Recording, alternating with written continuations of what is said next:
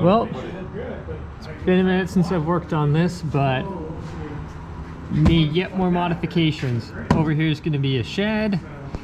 Here is going to just be a track. And the thing is, right now, when I installed this about a month or two ago, I didn't realize this end had lifted up and it's a bit too high, so it'd be a major in the track. So we're going to come along, smooth this out, maybe smooth this out. We've got an engine shed. Mostly this doesn't need to be perfect, it's just smoothing the transition right there.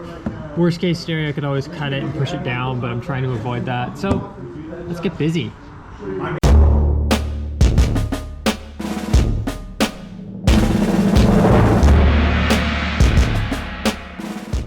Remember, you don't want to do this edge very much. You want to taper it back that way. So yeah.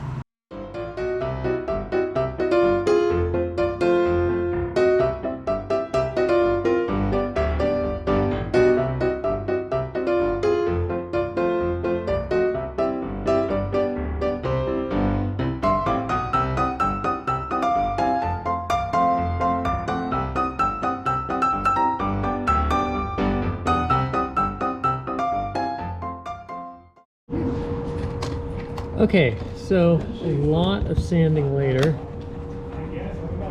It's close. I think what I'm going to do is I'm going to see if we have some track I can stick on there. Plan is that'll go like that. This also needs to get sanded smooth, but we'll get there when we get there. Do we have a vacuum? What's that? Now I'm wondering if we have a vacuum cleaner. I'm always the guy, do we have this? Do we have that? You're actually working. Yes, I'm making progress, Scott. This is amazing. But this thing has been sitting for so long, I wanted to at least get the track laid down. So I think I'm going to extend it all the way back, just so I can use the back as a... Why not? It's getting there. So what's happening here? Junk out of the way. So the plan for this track is it's just going to dead end. So there'll be no connection? No, we've decided that this track will be completely independent from this, because this will run to Lunder's module, aka section 3. Yeah. But I figured it made more sense that way from an operation standpoint, because this is going to be a completely separate railroad from this. So I figured... The weird thing is that you would expect them to connect since they're the same gauge. You'd expect them to, but remember, we break all the rules. So okay. I figured also... Well, we won't need to worry about getting through the tunnel then. Well, yes and no. But I also figured from an electrical standpoint, it just made a lot more sense. Yeah, well, I forgot. We had some weird electrical thing, didn't we? Yeah. So I just figured for simplicity's sake, we're just gonna... Not that that's ever been heavily trafficked anyway. No. But I just figured from the standpoint of also, we had even talked about potentially just setting this up on like a little trolley circuit. So it just ran completely by itself, which is also another option. So I just figured, you know what, let's go for simplicity here.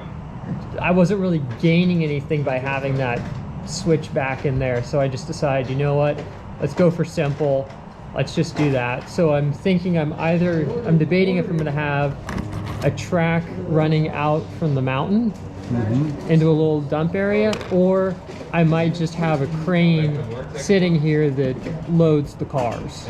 Yeah. I'm gonna worry about that at a later time and date. I really don't care either way. My main thing is getting this area done and track laid and stuff, since that's obviously a little bit more important. But I did design up, you know those little like mutt car things? Yeah. I designed and had that printed. So I was thinking, regardless, that would make its own cool little mini scene. So what?